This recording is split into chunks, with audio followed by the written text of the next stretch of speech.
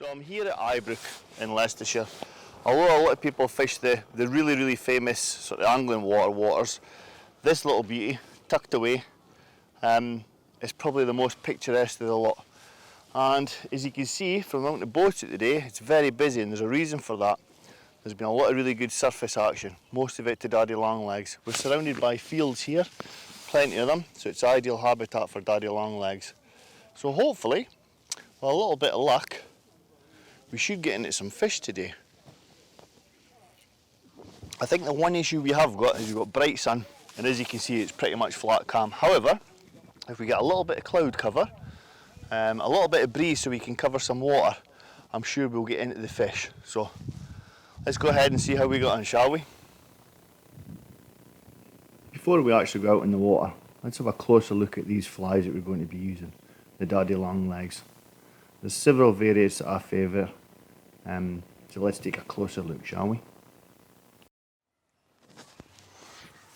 So we've got a lot of different dry flies that we use, and we use them sort of throughout the year depending on the conditions. However, there's probably one dry fly that reigns supreme, and for everybody, that's the daddy longlegs. Now, in the olden days, this fly was stiff, pretty much started deer hair, and loads of stiff cock hackle, so it never gave it that realistic look, to be fair. However, now with the advent of foam, the pheasant tail with the knotted legs as well is pretty exceptional. We've got the likes of this thing. So this is pretty much a perfect little this is a perfect little daddy longlegs pattern. If I can just get him to sit there. So he's got a little bit of hackle, he's got the legs, but he's got that foam body, and that's the key. Now, what I tend to do with mines, if you can see it there, without the shadow, is I tend to fish mines with curved hooks. I like a check nymph hook. It's a little bit heavier, and it sits that daddy in there. But yeah, that's how I prefer to tie mines, with that curved hook. The other one that's pretty famous now is the, pull one out here, is your orange foam daddy.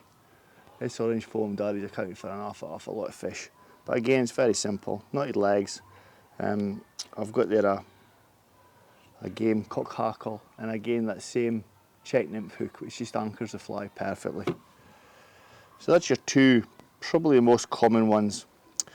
The one I've been fishing an awful lot is this little beauty, and this is the flat daddy. Now, it's just some craft foam, tan craft foam. I cut it at an angle at the back, pull it over the back and tie it in, and I tie it in with some red, let's get my hands out of the shadow there, with some red tying thread. Red's far better than anything else as a trigger. But also you've got in here, you've got the knotted legs, which you can see. I've got a hare's ear body, but I've also got a pearly rib, so that really stands out. And I tie that on a straight shank hook. Obviously I can get more foam on there. This one happens to be a Partridge SLD12. All my hooks are barbless. And then we've got these monstrosities. So these are daddy hogs, and all deer hair. Deer hairs over the back. You've got deer at the front as well, so you can pull that and it pushes water, which is really fantastic. Again, we've got the knotted legs, and we've got a couple of hackle tips as the wings there, but again on a curved hook.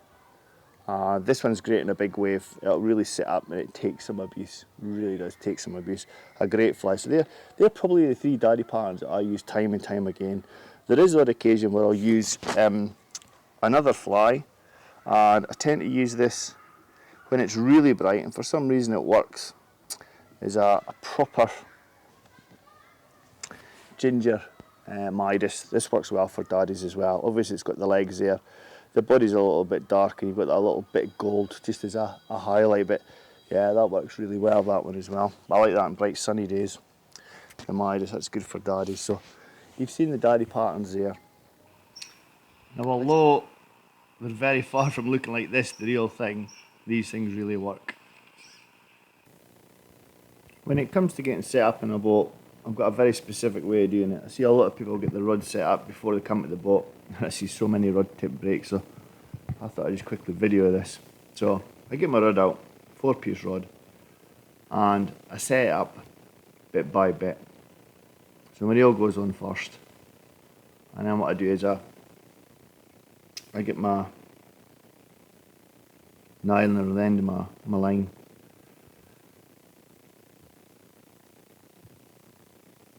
In this case I've managed to get it wrapped around the line. So I just pull everything off. But yeah, I always get my rod set up in sections. It saves an awful lot of broken tips. Trust me, coming from somebody that's fly fished for decades, I see so many rod tips getting broken by people getting set up before they get in the boat. So I just make sure that I've got enough line off the reel so that I can fold the end over, just like a loop, and then I can get through every section. I just thread every section like that. So butt, second section, third section, tip.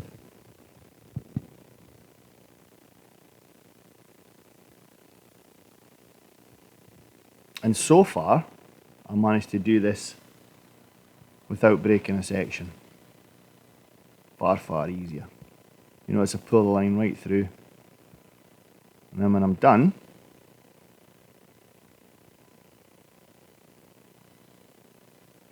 I put the rod together and flick the line. So working back down for tip, down to the butt, flick the line. Everything's out the boat. It just saves so much hassle. That's me, ready to go. No broken sections. Perfect. So when I'm getting set up, I'm sticking my little daddy on here. It's worth just going through my actual setup and my leader.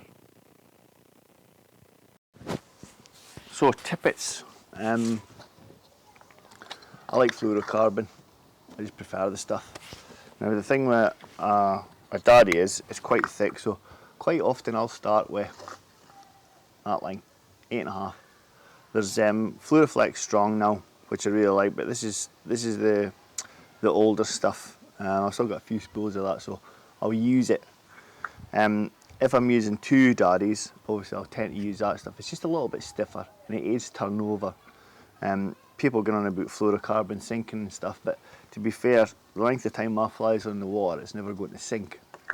If it's a little bit tricky, then I'll drop down to a 7 pound, which is obviously a little bit thinner in diameter. That's a 4X. So when it gets a little bit tricky, I'll drop down to that. Now, I do often fish tapered leaders. However, when I'm fishing daddies, I prefer to make my own leader. And again, I've got a thick tippet. There's a reason for this, which I'll explain. So I start off and I have 6 feet of that, sometimes 8 feet, depending on the conditions. And that just aids turnover. I just sort of, I'll loop to loop that, so I've got a little bit of hinge, or I'll do a dropper knot and just snip the ends away to attach the 2 bits of tippet. So 6 or 8 feet of that. And then on it the 7 or the 8 pound, just depending on the conditions. Now the reason I use fluorocarbon is quite often the fish won't take the fly for the surface. And by fishing this fluorocarbon, usually if I give the fly a couple of pulls, 2 thick bits of fluorocarbon, I can get that fly just under the surface. And I can also fish the flies back under the surface on a floating line or a sinking line with some heavier fluorocarbon.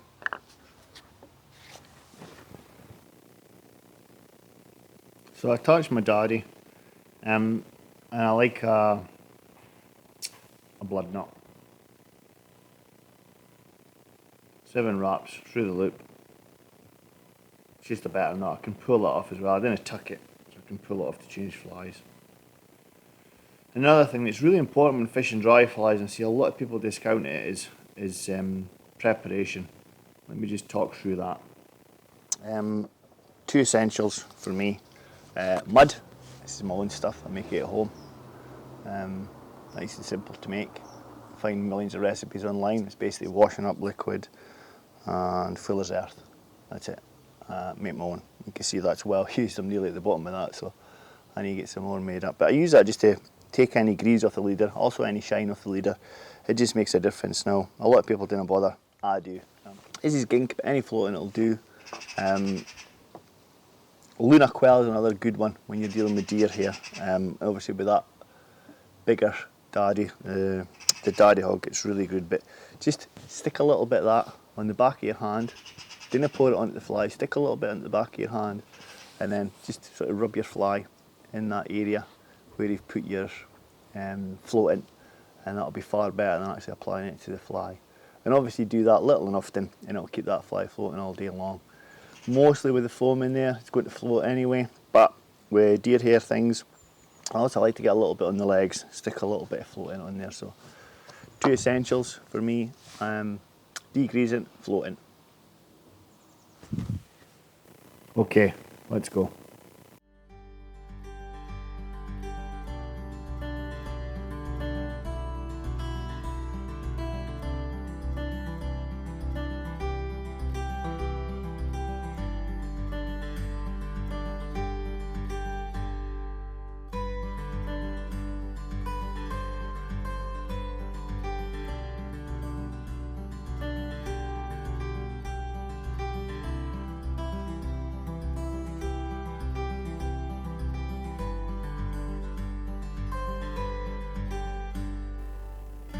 You'll notice here where I've started.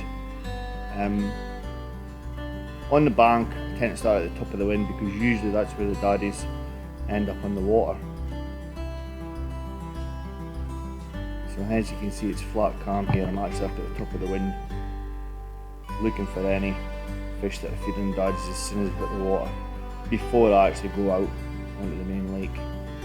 It's always a good option just to start in the quiet calm at the top of the wind, just as the calm meets a little bit of ripple on that edge. Always a good bit to try. Not always the best bit when it's bright sun, mind you. Yeah, areas like this at the top of the wind is always a good place to start, and slowly work your way out onto the water. Because it's a reservoir, there'll be daddies all the way across. Always start at the top of the wind. You'll notice there's no boats there. And quite often sneaking into the quiet bits can be really productive. Sadly not on this occasion.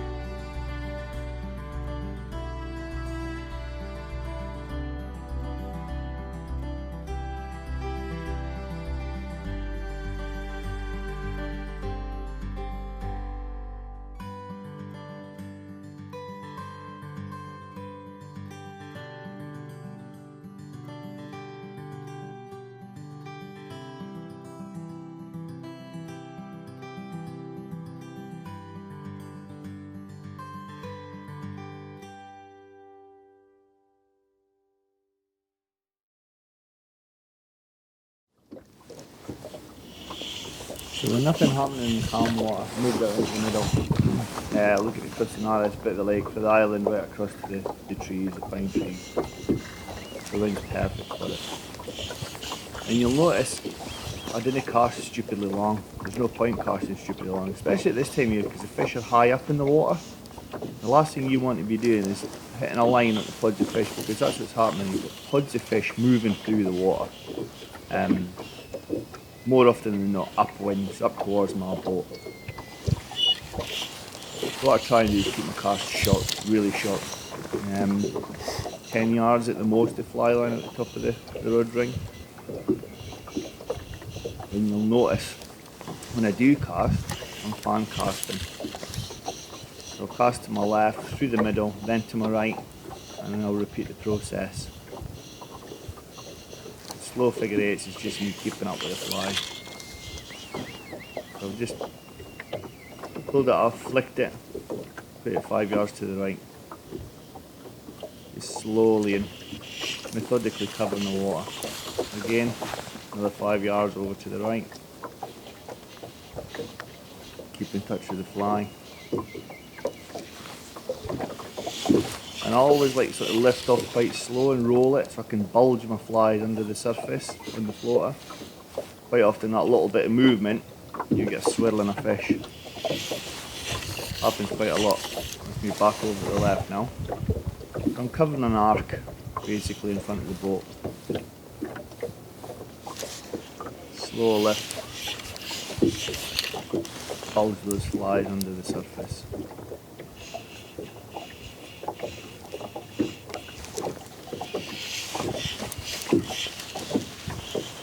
I'm always looking as well. There you go, this one. As soon as the flies hit the water. Missed one. But it's a bit bright and the take wasn't right over the fly, it was more a swirl. One of the problems in fishing, stupidly bright conditions. But you'll see I'm always looking for moving fish. Like I say, at this time of year you're looking for pods. You keep fan casting and covering the water.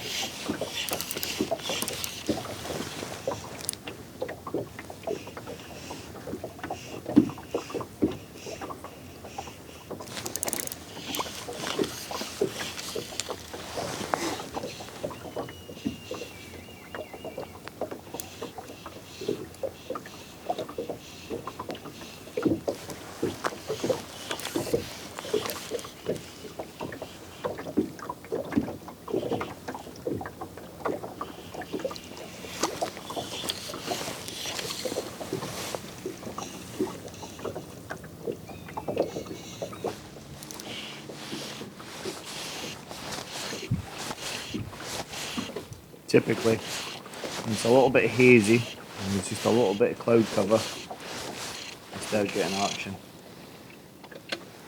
I've actually brought up 3 fish up until this point, missed every one of them, hooked one and lost one. So.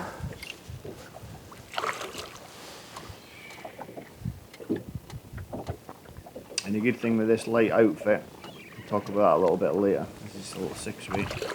You just get so much more out of the fish. You can actually fish with skinnier tippet as well should you need to. As I mentioned, down to £7, only £7 here.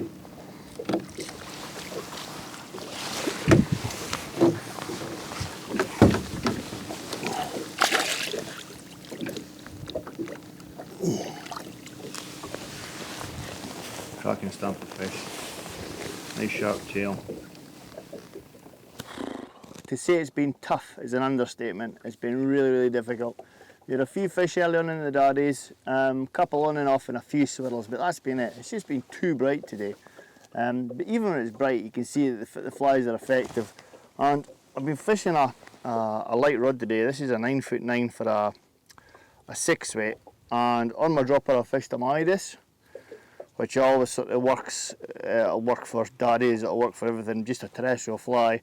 And a daddy hog, that's the 2 flies that I've been using. But yeah, Ibrook's been a very tough mistress today.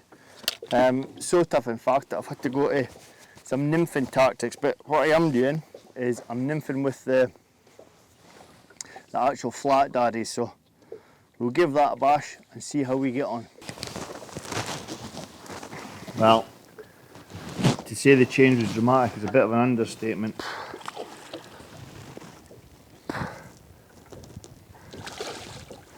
I swapped over, changed my cast, changed my leader, and I'm fishing a line that's got a slow sinking tip here, and a stiff rod as well. Line's got no stretch, takes are finicky. As you can see, I'm out in the middle of nowhere, pretty much on this pod, just the way I like it.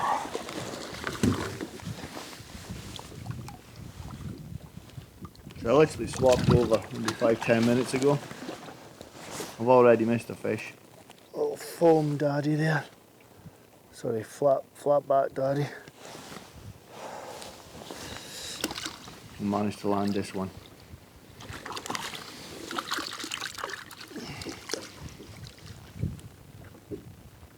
A dramatic difference to say the least. Quality fish.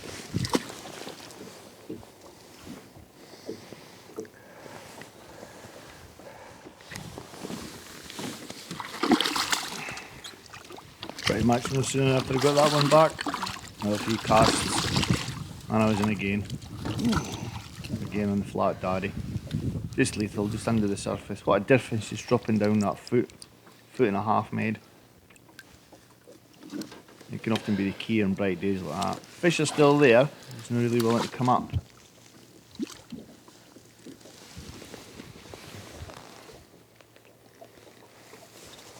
On a mission now.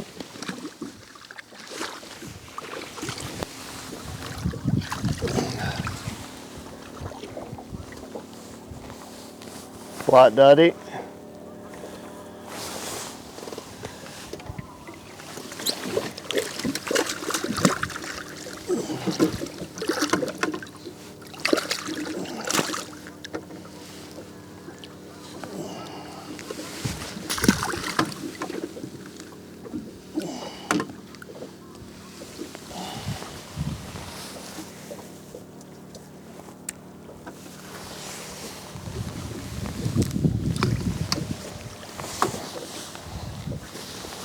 So it's been stupidly difficult with the daddies. Had a few early on, missed a few.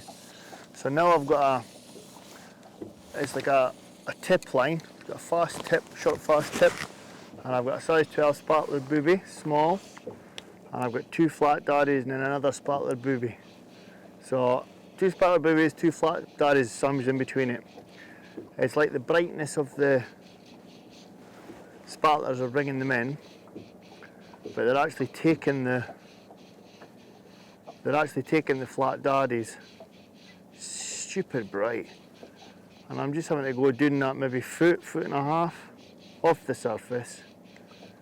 But because you're out in open water, you're going through pods of fish, so long drifts.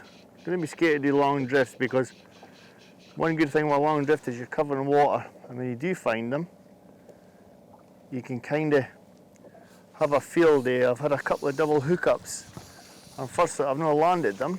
I've landed one fish, but not 2 of them. But I'm just casting, not quite a full line, maybe 25 yards, making sure everything turns over, and then just figure eight. Because it's a light breeze, I'm keeping up with it.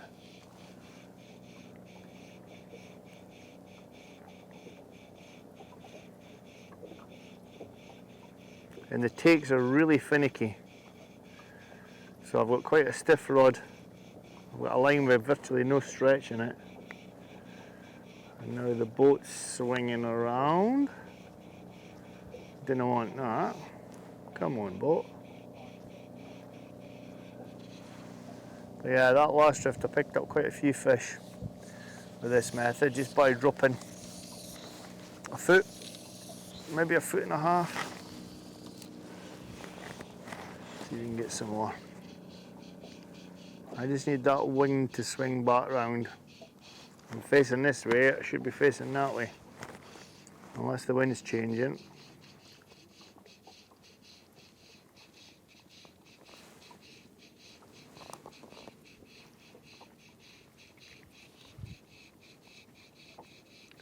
I can see a pod of fish, actually. A pod of fish to my left, so.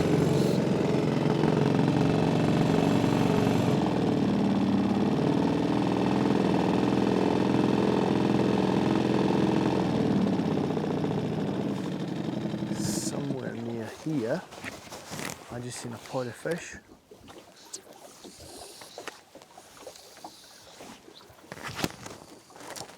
Somewhere near here.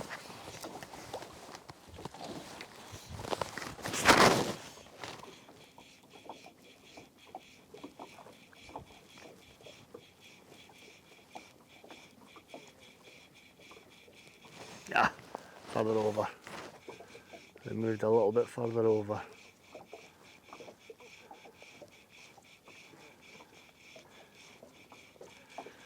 Unfortunately, I can't reach those.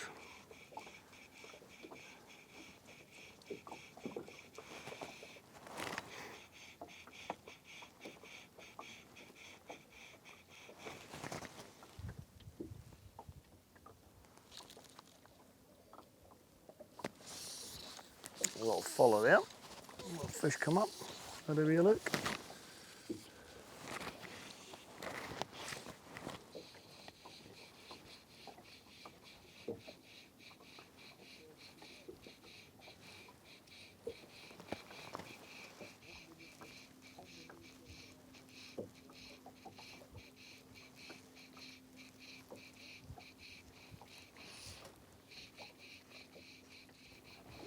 Now, I did actually find them. I managed to cover them. So you've got two flat daddies on. There's one flat daddy on a tangle. The other one's in the fish's mouth, which you'll get in a second. Nice fish as well. Nice fish.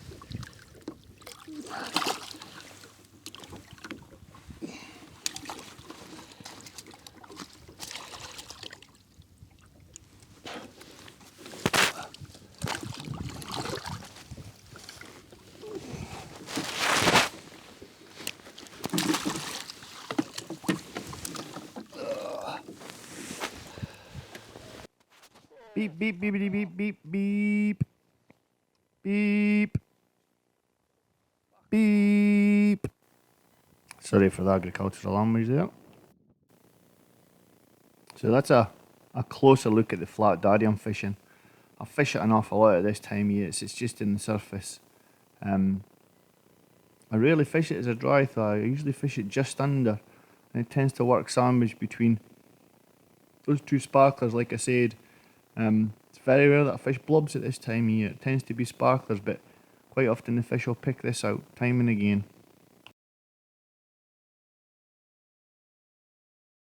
I think we'll end on a positive note. This is on the flat daddy. It's probably one of my better fish today. It's not been anything big today, sadly, although we've looked for them. But we do have this one, which is quite a nice fish. Just grab him.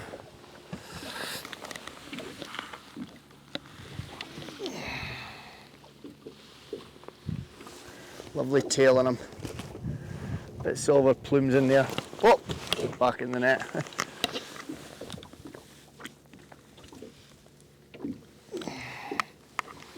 But yeah, nice stamp of fish. Perfect, let's get him back.